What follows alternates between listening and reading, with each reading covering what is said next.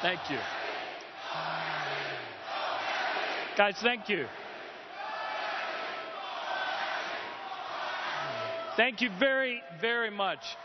Dr. McGuire, I want to say thank you to you and the Iowa Democratic Party, and let me say what a great honor it is to come before you on this stage and to do so along with Secretary Clinton and Senator Sanders, two people for whom I have a tremendous amount of respect.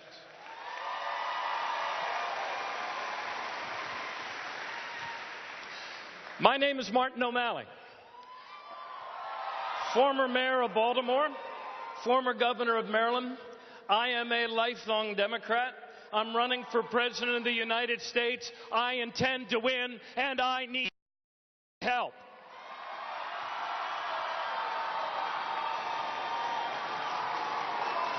You know, as I was driving down here from Osage to Des Moines today, I couldn't help but to think about the first time I came to Iowa, and I was 20 years old, and there was a presidential campaign coming.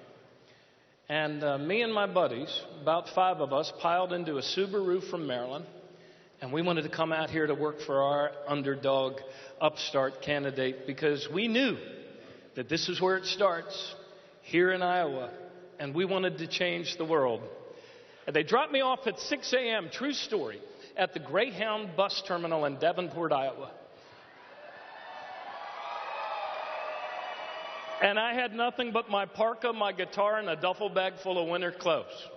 But it was over those next several months that I fell in love with Iowa and the people of Iowa. And I thank you all for what you do for our country every presidential election.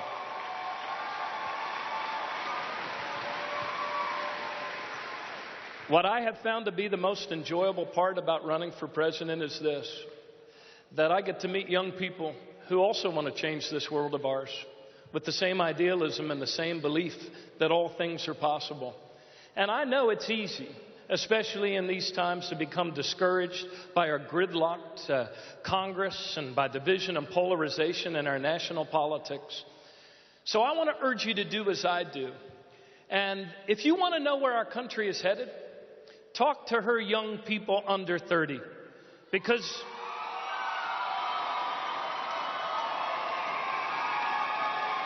you will rarely find among them anyone who denies that climate change is real or thinks their government shouldn't do something about it. You will rarely find young people under 30 who want to bash new American immigrants or who want to deny rights to gay couples or to their children. And all of this tells me that we are moving to a much more connected, generous, and compassionate place. On Thursday, Vice President Joe Biden spoke so powerfully about the values that we share, didn't he? The belief we share in the dignity of every individual, respect for one another, truth about ourselves, our commitment to advance the common good that we share. He also spoke about something else. He spoke about the growing income inequality in our country, a growing injustice that threatens to tear our country apart. And he called on us, not just as Democrats, but as Americans, not to run away from the Obama-Biden record of progress, but to build upon what we have achieved together.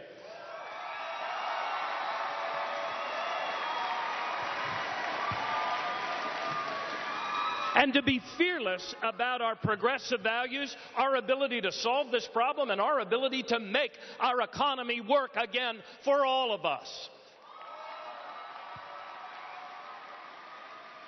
You know, all of us here tonight agree that we cannot allow Donald Trump or any of the Trump wannabes in the Republican Party to take over our White House. Can we agree on that?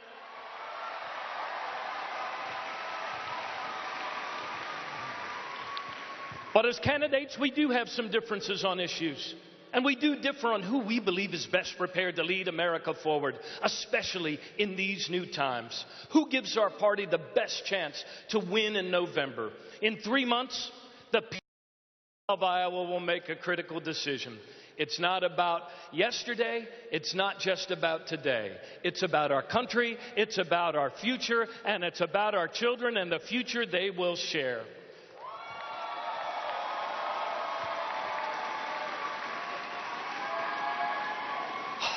And while all of the candidates here tonight share progressive values, not all of us have a record of actually getting things done.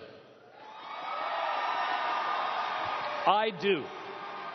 With 15 years of executive experience as mayor and as governor, I have learned how to be a very effective leader. I have learned how to get things done. I am clear about my principles. I know where I stand. We passed the living wage. We raised the minimum wage. We froze college tuition for 4 years in a row. And these were actions, not words. As governor, I made it easier and not harder for workers to bargain collectively for better wages for all Americans. Actions, not words. And instead of cutting public education funding as governor, I actually increased funding for public education by 37% and memo to Governor Branstad, we made our public schools the best public schools in America 5 years in a row. Actions, not words. And along the way, I brought people together to pass the DREAM Act, to pass marriage equality, and to pass the most comprehensive gun safety legislation in the United States, with universal background checks and a ban on combat assault weapon sales. Actions, not words. You know, my wife Katie and I have 4 great kids, Grace and Tara and William and Jack. And like you, there's nothing we wouldn't do to give them a better life with a better future and more opportunity than we've had. True story. My oldest daughter, Grace, is a public school teacher. Any teachers in the audience here tonight? There we go.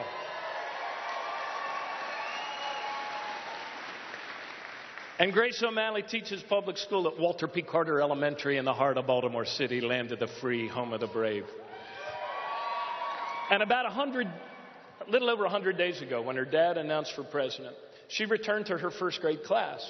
Adorable, 100% African-American kids eager to learn. And there was a buzz in the room. And a little girl named Sabina came up to her, tugged her on the sleeve, and she said, Miss O'Malley, I'm not so sure about this idea of your father running for president. Because quite frankly, I kind of like Barack Obama. Well, a lot of us like Barack Obama, right?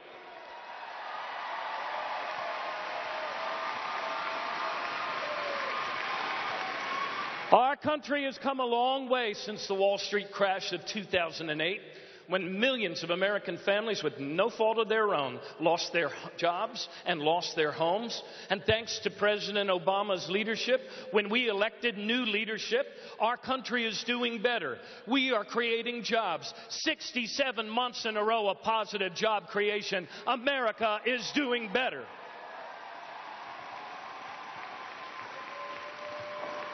And there is no progress without jobs. But we elected a president. We didn't elect a magician. And there is urgent work that needs to be done. For yes, there is, in fact, in our country today, a growing economic injustice. Our middle class is shrinking.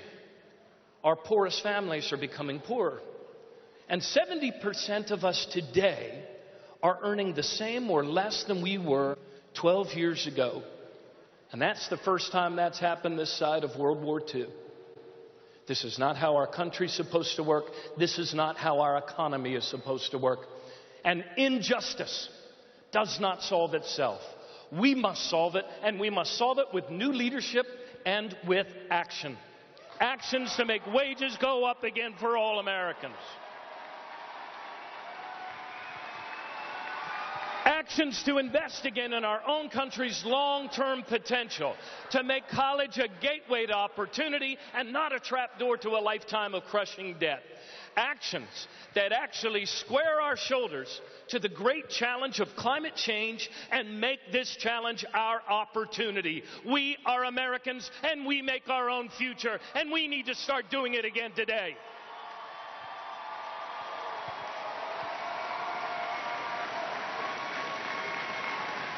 And this begins anew as we return to our true selves and we remember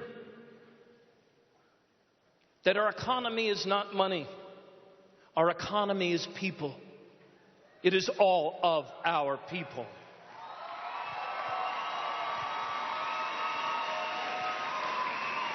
A stronger middle class is not the consequence of economic growth. A stronger middle class is the cause of economic growth.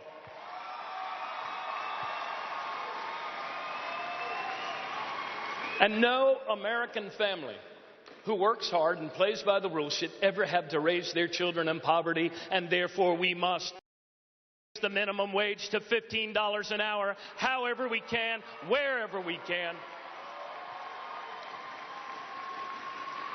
We must advance the cause of paid family leave so that all women can participate more fully in the economic life of our country. Because when women succeed, America succeeds. And that is why over the course of this summer, I have laid out my 15 strategic goals to rebuild the American dream that we share, making the option of debt-free college a reality within 5 years. Instead of cutting Social Security like the Republican candidates want to do, I say we need to expand Social Security.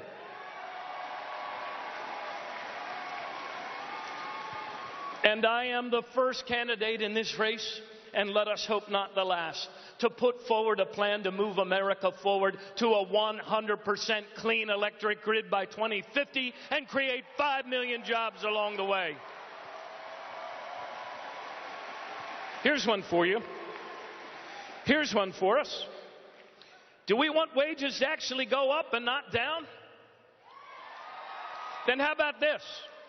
How about this? How about we get 11 million of our neighbors out of the off-the-books shadow economy and onto the full and open books of an American economy by passing comprehensive immigration reform now with a path for citizenship for all.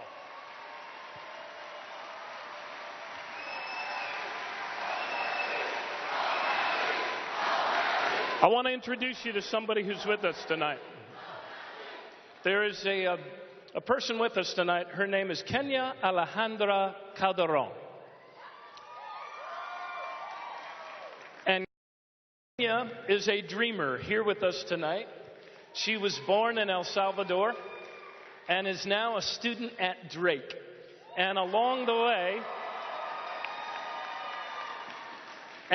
way, she's become a fearless advocate for citizenship rights for herself and millions of Americans like her. And therefore, to that immigrant bashing, carnival barker, Donald Trump, let us stand together and say that the enduring symbol of our nation is not the barbed wire fence, it is the Statue of Liberty.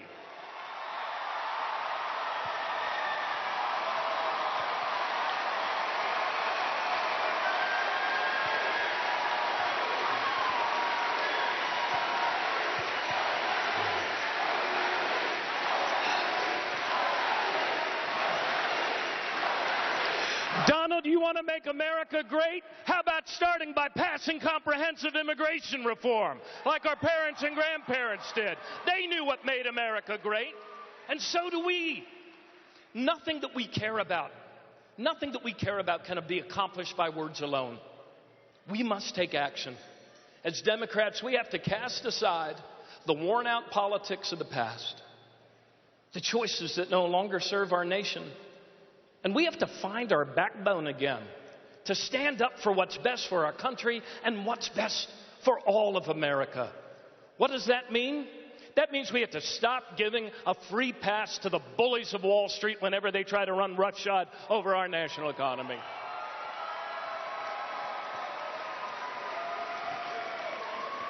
I have never represented Wall Street, and I sure as hell won't be taking economic orders from Wall Street when I am working for you in your White House.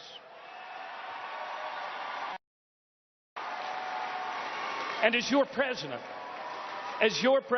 I will have the independence and I will have the backbone to fight for you.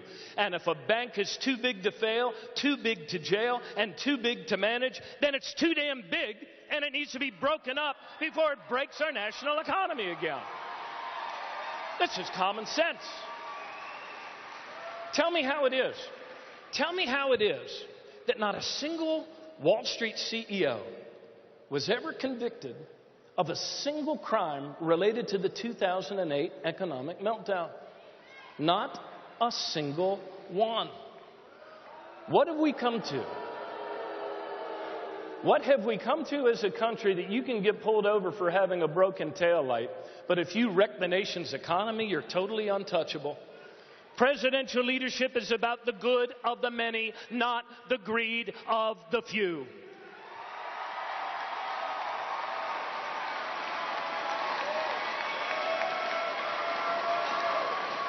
And that is why I also say that we have to stop sending American jobs and American profits overseas with bad trade deals like the Trans-Pacific Partnership.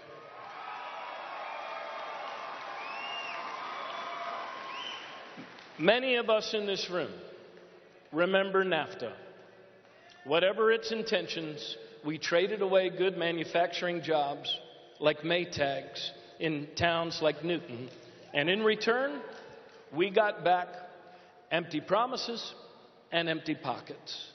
I am fundamentally, adamantly opposed as an American to secret trade deals that our Congress is forced to vote on before the rest of us even have a chance to read them. What have we come to as a nation? And it's not what the other countries are doing to us. We can trade and we should trade. It's not what the other countries are doing to us. It's what we are not doing for ourselves. We need to build up our own American economy again, don't we?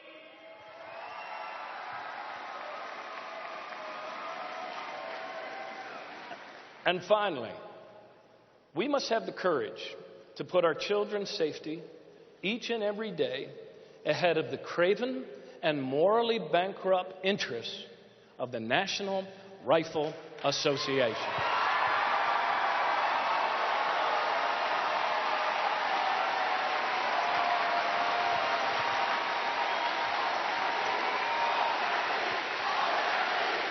The NRA.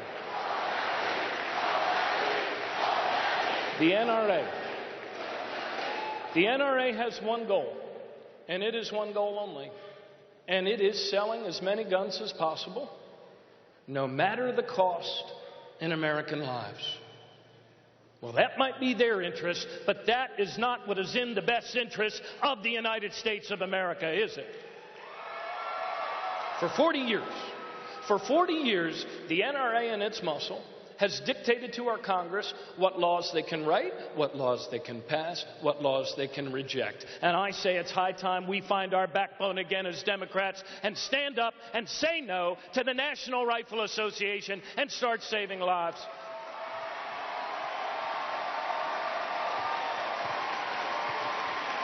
I am passionate about this because I have been to a lot of funerals. And as President Obama said, if terrorists had killed 400,000 Americans since 9/11, we would be moving heaven and earth to stop them, wouldn't we? But Americans have killed 400,000 Americans with guns, and we cower from the political lobby and power of the National Rifle Association. Enough is enough. It doesn't have to be this way.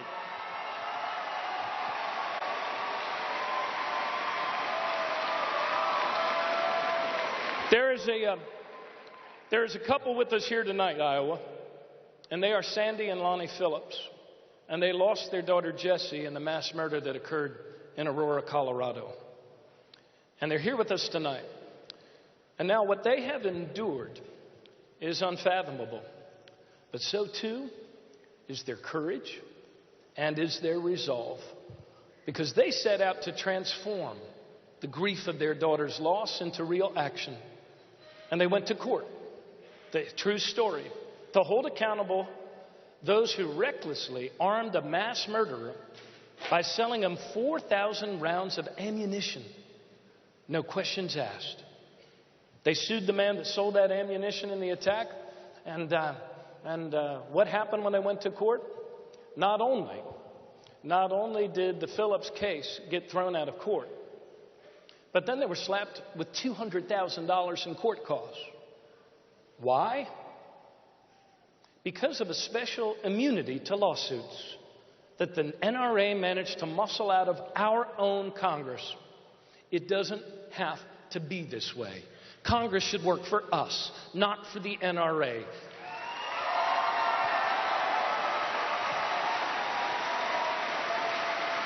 To save lives, we know what to do.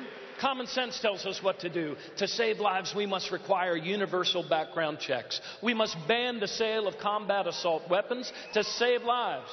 We must use the buying power of our own federal government, the biggest customer gun companies have, to refuse to buy guns from any company that doesn't use the latest, best safety technology. And to save lives, we have to stop giving immunity to gun manufacturers and gun dealers who sell weapons of mass murder to criminals and psychopaths. It's only common sense. And so, Senator Sanders, join me now. Secretary Clinton, join me now, and together in this campaign we can forge a new consensus for change. We can save lives, because one American life is worth more than all of the gun sales in America.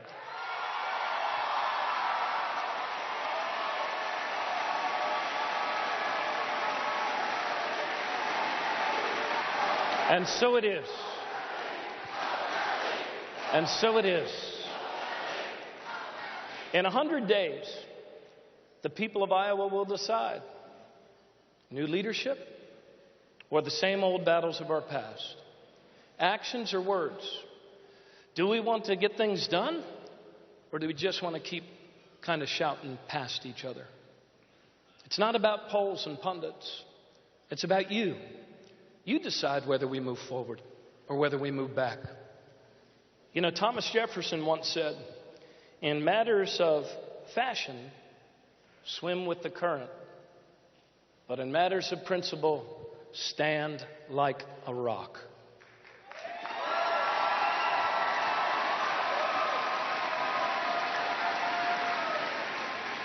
In these fast and rapidly changing times, America needs a president who will stand like a rock.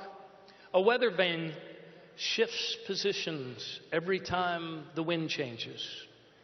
Effective leaders do not. I know who I am.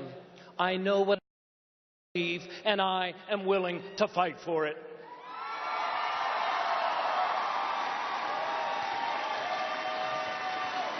Think about it yourselves. Think about it yourselves. We cannot move beyond today's gridlock politics by returning to the divisions of our past. I'm not about that. I believe that we're all in this together. I believe that to solve our problems, we must face tomorrow. We need new leadership, new ideas, someone with the courage to stand up for what's right, even when it's not yet popular. None of us has all the answers to all of the problems we face. None of us can predict the future. But I can promise you this. I can govern, I can lead, and I can do so with heart and with skill.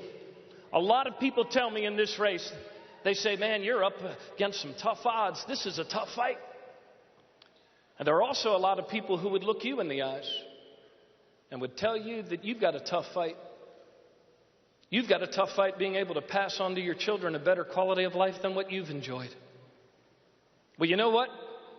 I kind of like the tough fights. I've always been drawn to the tough fights. And perhaps it's the toughness of the fight that's the way the hidden God has of telling us that we are actually fighting for something worth saving. The American dream is worth saving. Our children's future is worth saving. Our country is worth saving. Our planet is worth saving. It is time to stand up. It is time to join the fight. I am in this to win this. I need your help. And together we can, and together we will rebuild the American dream. May God bless Iowa, and may God bless the United States of America on this journey we take forward together. Thank you very much.